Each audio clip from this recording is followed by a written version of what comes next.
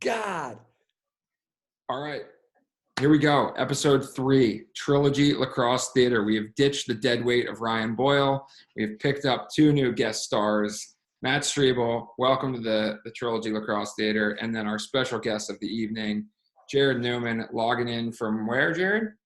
Providence, Rhode Island.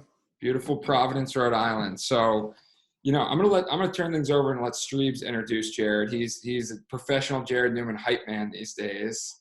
Yeah, so this is your first interaction with Jarrod.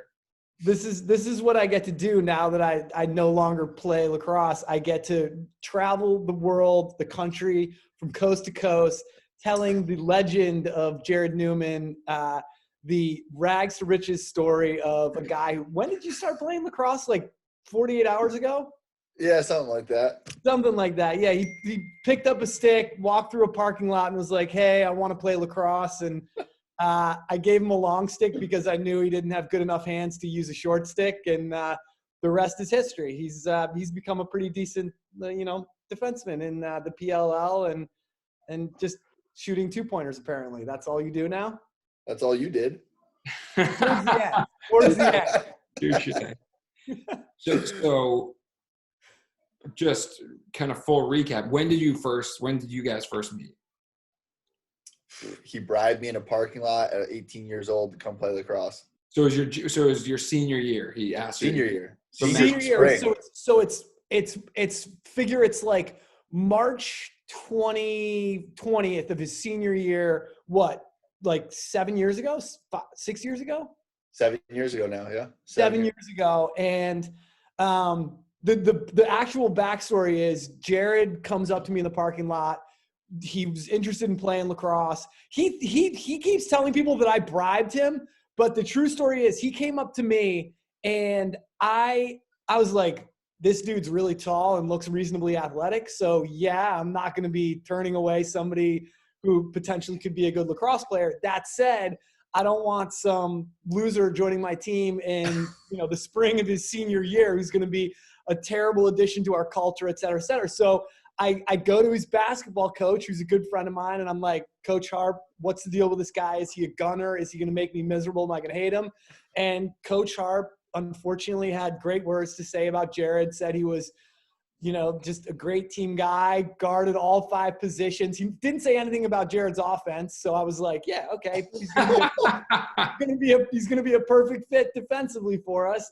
And to be honest, I will say, the first conditioning drill, first day of practice, Miracle Monday was over. I got on the phone and I started calling college coaches I knew, and I was like, I think I might have found a guy who could be pretty good at this game if you give him a chance. And he ended up doing a post-grad year, and I was playing with the Rattlers at the time, and John Galloway was our goalie, and I kept bugging when I was like, he was the defensive coordinator at Providence at the time, and I told him the story. I'm like, hey, look, there's this kid. He's outstanding athlete. He's a terrific kid, et cetera, et cetera. And Johnny's like, Streebs, we're trying to get better. Like, we're terrible, but we don't need any charity cases.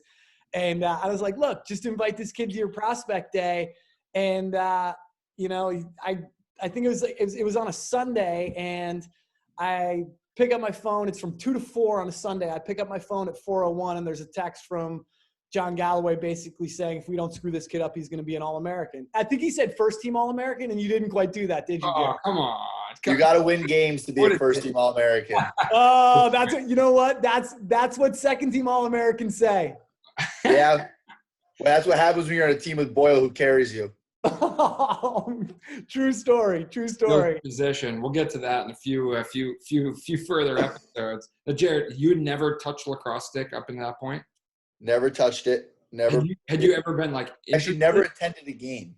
Had you been like interested or like had friends that played or like literally? Well, yeah, I had two of my best friends at the time played, and it was either I was going to run track or play lacrosse because I had nothing to do my senior spring, and they were like, "Oh, just come play," and I was like, "All right, let's do it." Okay, so you did have friends that were influencing you so you knew of like what was going on and like the team and things like that. Yes. Okay. And then Striebs did bribe me. He's like, I'll give you a stick. False. I'll give you a helmet. I'll give you sweatpants, a bag. I'll give you all the good stuff. What's the kicker that really Totally sold false. you? The sweatpants? Totally false. Bag? I didn't want Neumann to be sweats. playing. I got some fresh sweats. I didn't want Neumann to be playing lacrosse in his hoop shorts because that's almost as bad as playing lacrosse in soccer cleats, okay? I was looking out for you so you didn't have just like a totally whack style. I mean, my stick skills were totally whack, so it didn't matter. How long did it take before you like felt comfortable catching and throwing? Probably sophomore year. Like at Providence. Yeah, like I felt like comfortable every time I touched the ball. Yeah, you weren't like, oh god. Like I was still like, oh, am I gonna throw it over his head? Like, oh, am I gonna drop this pass? Are they gunning at me? So you had your senior year, you did a PG year, and then freshman year, and then sophomore year. Like, okay, that's 4 years. I'd say that's a good learning. Well, I had 2 months, and then I went right senior year, and then I went right to prep school, and that's almost skipped a game to go to his prom, Mitch. Almost skipped a game. Almost didn't do it. Almost. I heard they're not even doing proms in 2020. That's messed up. Those kids are devastated. Oh. Fortunately, the prom or the game was rained out. He was able to go to the prom. And here's another true story. It wasn't that he didn't go to prom. It was just. Oh no. Yeah, game got rained out. He got to go to prom. The next day we play the game. Jarrod is so bad in that game that I actually switched the guy he was guarding and I put another guy on him to cover him who did a better job. Man, this is the stuff the kids don't see, you know, and that's no, they don't. You think, oh, Jarrod Neumann, best player in the PLL, fastest shot.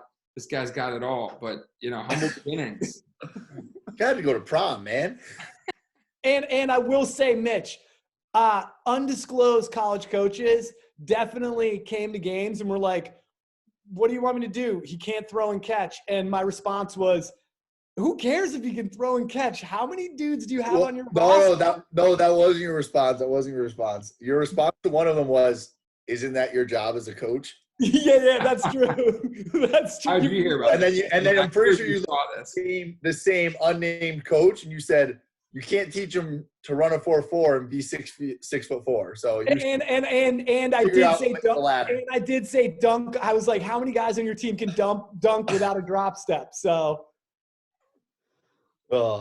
Yeah, there's not too many, although now, you know, guys are getting bigger and faster and stronger. I'm just really glad I played when I did back before you had to be your size to play defense. Awesome. Well, I kind of conned you here. I said we were just going to come on and talk about this video that we've got pulled up, but this was my first introduction to Jarrod Neumann. This was Trilogy. No, it's not. This is number 2. Oh, is this the second year? Your first introduction to me was we had a Gatorade.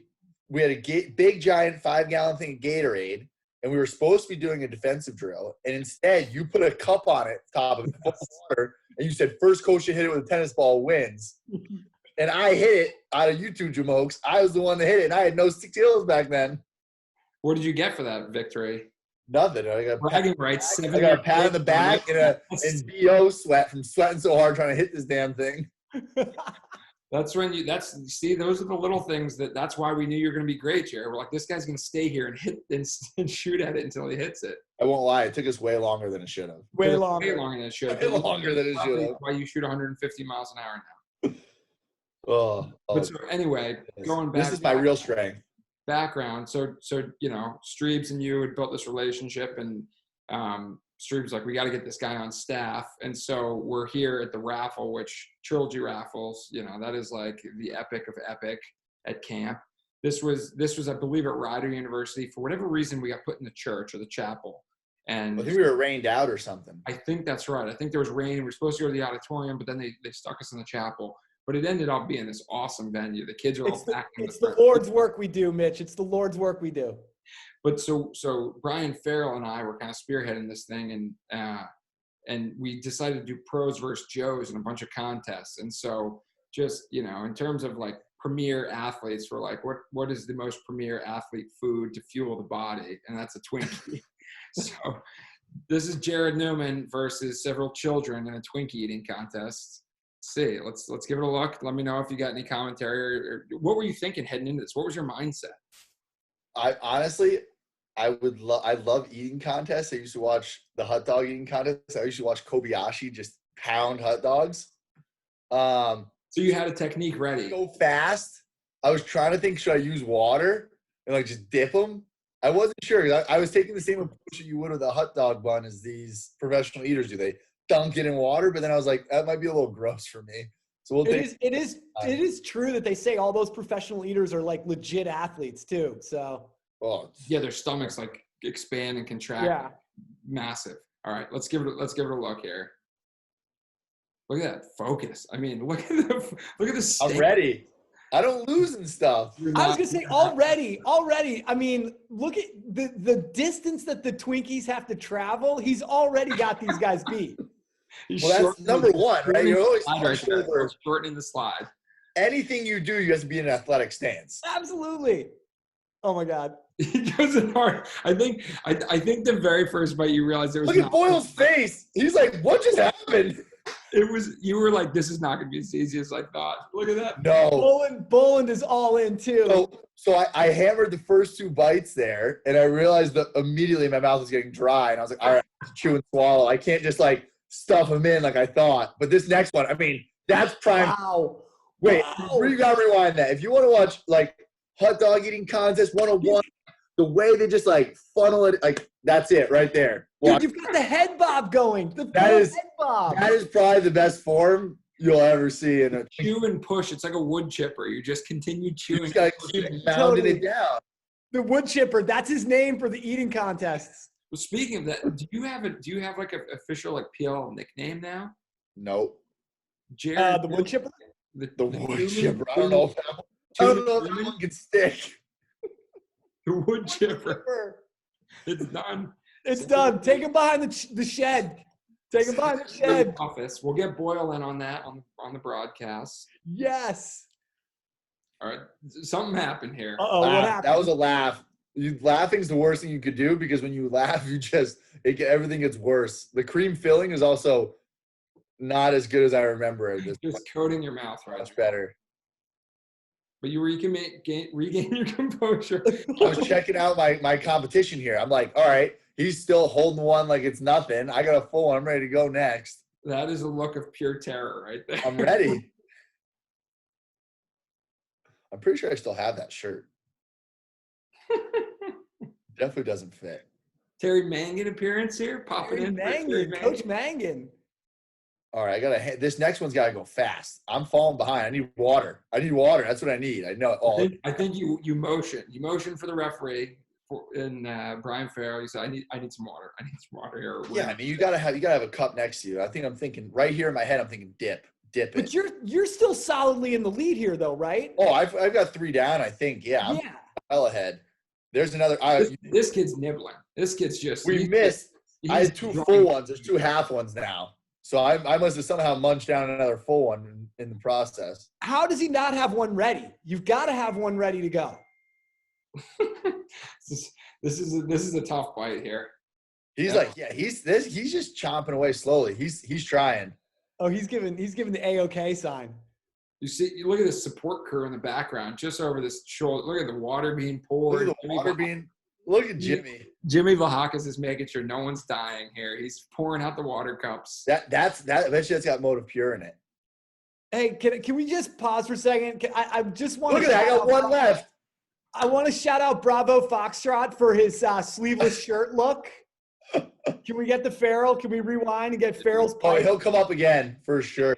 There they are. Look at that.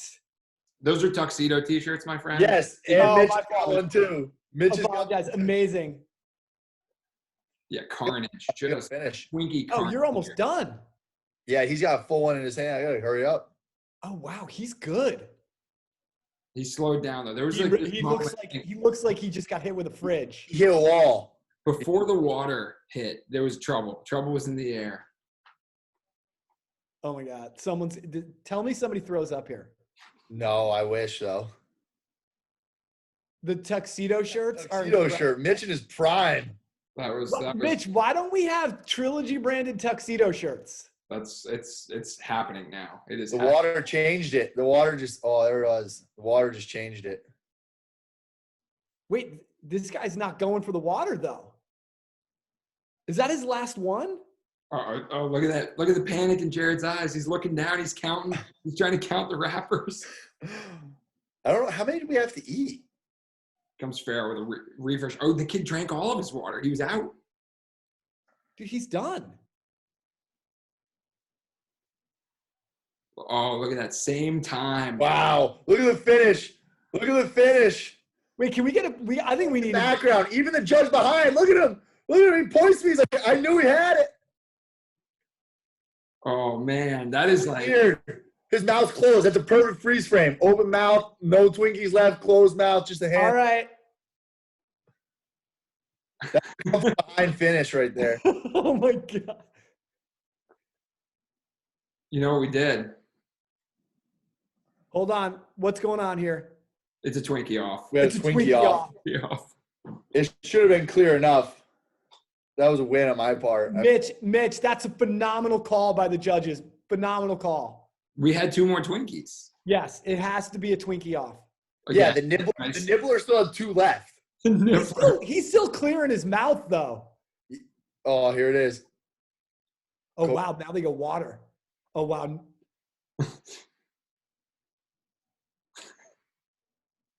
Oh,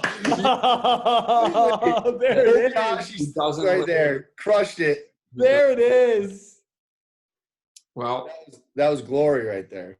When can we expect the next Jarrod Neumann Twinkie eating contest? There is a real question. I think you mean the wood chipper. When is the wood chipper making his next appearance, Mitch? Jarrod, the wood chipper Neumann.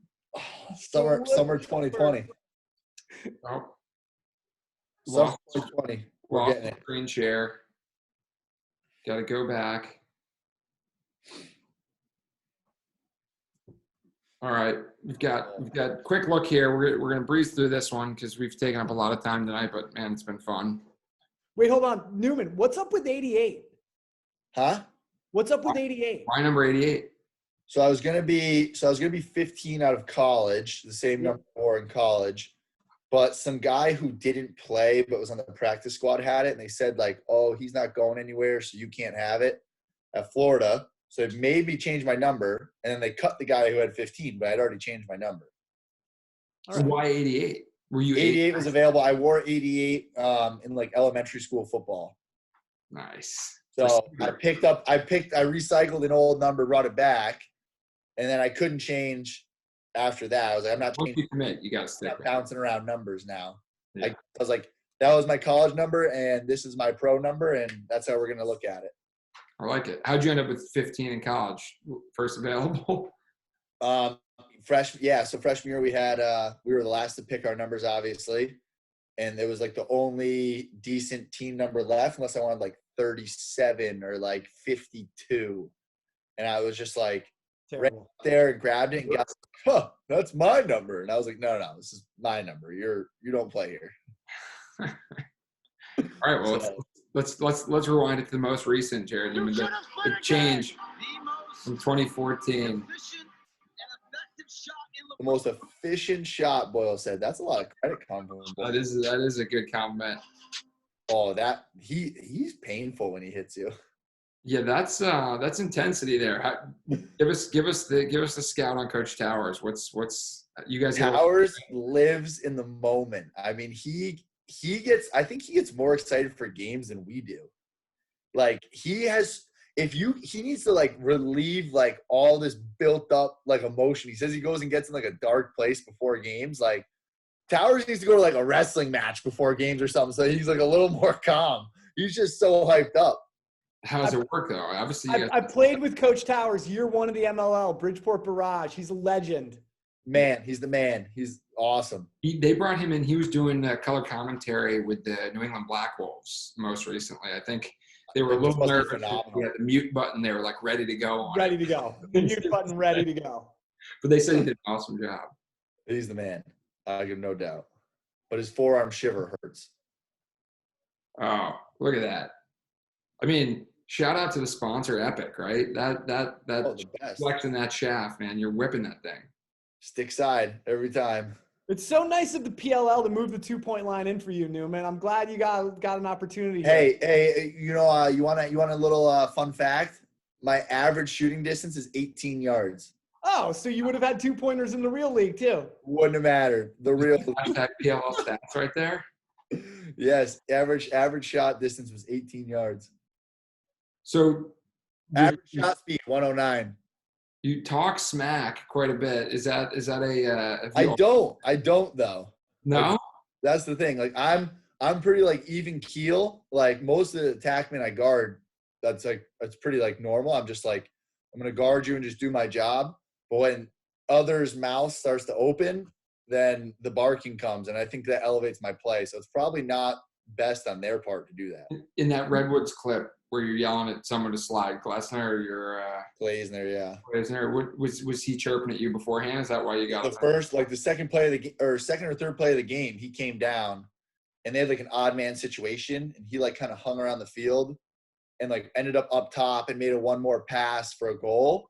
And then just like looked at me and was like, Newman, why don't you play some defense, yada, yada. And I was like, cool, here we go. Here we go. Mitch, who's the best trash talker you ever played with? It's definitely a Canadian. I'm trying to think which one, but definitely like Luke Wiles. Luke Wiles could just yap the whole time. These are all Canadian guys. I'm trying to think in the field game. How about you? I mean, I played with a GOAT trash talker, so. Who's that? Oh, Doc. Doc is the GOAT trash talker. Like, incredible. Underrated, low-key trash talker, Roy Colsey. Yeah? Oh, yeah. Like he would say things like I remember we were in the finals against Denver one year, and I'm not gonna name who it was, but he put his arm around somebody, and we were walking out after a timeout or a quarter break or something, and he's like, "Man, this must be so great for you. This is like fantasy camp. You get to come out here and play with the real pros, man. This must be amazing." And he said it so sincerely that I think the dude actually thought for a second he was serious. And he was like, yeah, this is great, man. This is awesome. But like it's worse when it's like a clever like. Well, that's if you're just a smart barb. Like if I'm just like, you know, F this, F that, you suck, yada, this name, that name, like whatever. But when someone's like hits you something clever, you have to like think about it for a second. You're like, and that kind of like takes away how you respond. So you're like, damn, I missed my shot to get back at him now. Totally. Well, that's when the people like kind of know a little bit about you, and they go instead of after like your game, they go after your insecurities. They're like, you're getting a little fat. Like, oh man. Oh man. Like, you're like, where you weren't in the locker room? You didn't see me with the shirt off. What are you talking about? Yeah, just nice whack there. Sorry, Ned. Ned's a champ. He takes it well. Oh, that's not Ned. Matthias. So, Dude, I thought you played defense. This is not. No, you beat me to it, Mitch. You beat me to it, man. I love these defensive player of the year highlights. Come on. I mean, there's never been a defensive player of the year that hasn't been over midfield on the other side of the ball like 80% of the time. 80% of the time. Every year. I outscore the guys I guard. I'm doing something right. Hey, if you do them two at a time, it's not a bad way to go about it. I would say my defensive highlights probably are not that interesting because it's just me just clanging and banging with guys over and over and over. Fundamental. Like I think Kyle, the Inside Lacrosse writer, like wrote it best. Like there's like your checking guys and like, you know, they have these nasty takeaway checks. They do all these like crazy things. And like those. This is my favorite. I love how the midi looks for you right there. He knew. Jake knew. He knew. This is so good. But like they have all these highlights. For me, it's just like I'm just gonna play you over and over and over again the same way, just until you get tired of trying to dodge me. So like it's nothing special. Just you know who was like that, Jay New? You know who was like that? That's a nice check right there. Who taught you? But again, that's just like fundamental. Like he rolls, I throw in the V hold after a pop, and I sit. Like my highlights are like nothing special, but guys just really struggle to score because I'm ready to go every single time you dodge. I'm like. You're gonna end up on the floor. You're diving if you're beating me one way or another. Like you're like a stretched out Mitch Belisle. That's what you are. Stretched out's a nice way to say it. Bigger, taller, faster, stronger, all of the above. What is who would you credit as your number one defensive mentor? Where did you learn your sit in the chair and grind it out defense? honestly, Gabs when he would come over, right? You facilitate a lot. But when I would do these development things, like on my own, like I'd stay before or after, we would talk a lot about like where your hips should point on the field as like a defender. And like as long as they're always basically pointing to like a corner or a pylon, like at the midfield line, you're usually gonna be pretty much in a good spot, especially like you're and that check with Jules, like sitting in a chair, getting low. If you notice, my hips are like to the corner. So I'm not giving either way. It's just going to be, I'm going to basically take away the top side of the V hold and try to force you under. But you have I think the other thing, Jarrod, that I see with you, watching you, having seen you right at the beginning of your career and seeing you now, it's still pretty, you still guard the guy you're playing like a basketball player. Like your roots as an athlete or as a basketball player, and you're still I watch some of these clips and you're still on the guy at all times when he's guarding you within like 2 feet. And it's like you still can I can still see growth in your game potential with letting guys get more space, knowing that you can cover them with your stick because you close so much ground. Yeah, that's something I've tried to loosen up on. Sometimes I'll notice I'll be behind the cage and like I try to, when you try to play your stick down and out a lot, right? Like it gives you that buffer or that guidance where you can decide to drop step and make moves. But I'll notice like even here, like behind the cage, like if my stick was down and out, I'd probably be 2-3 steps back. Like, exactly. That check, I'm hitting him with that check with the middle of my stick because I'm so like in basketball, like on top of you, like I'm just gonna play with my feet. Like that's a good pick by Walters, but like because I'm so on top of him, I'm getting over that pick essentially. Which is potentially valuable with so many people running two-man stuff and the influence of the Canadian game at this point that it's maybe better to be glued on to guys. Well, yeah, at a certain point, but like if I can sag more, I could also probably be in better help position sometimes. But you're also big enough, strong enough, athletic enough that you can fight through those picks and make a play like that check, or even just get back in position and play good defense again. He leaned on that. It's a great two-man clip, how to play two-man defense. So that's a great move by Garnsey, right? Like that's a really like good move by him, picking him from one side and then dodging opposite of the side he's on. But again, like if you have to end up on the ground, take a falling shot at GLE, like Gabs always preached, like you're gonna play the percentages, like that shot's not gonna go like a ton, like if it does, I got to tip my hat to the kid because then he made a good play. Yeah, more power to you. Although I do think that the arm went up. Oh, maybe it was for in the crease. And there you go. Well, there you have it. The highlights of Jarrod Neumann. Well, guys, this proud of you, Jay New. I love it, man. Keep it up. You're the man. You're the man. This was great. I really appreciate, Jarrod, you coming on and doing this, and Striebs. Thanks for finding this diamond in the rough and really polishing it up. And good luck with the season this year. And Striebs gave me I still had a whole shell of just like rough like growth and moss on one side. Like it wasn't shined. Yeah, one side was chiseled in, but the other side still needed work. Well, congrats on continuing to polish that diamond and keep it going. Always learning. Thank you. All right, later, guys. Later. See you guys.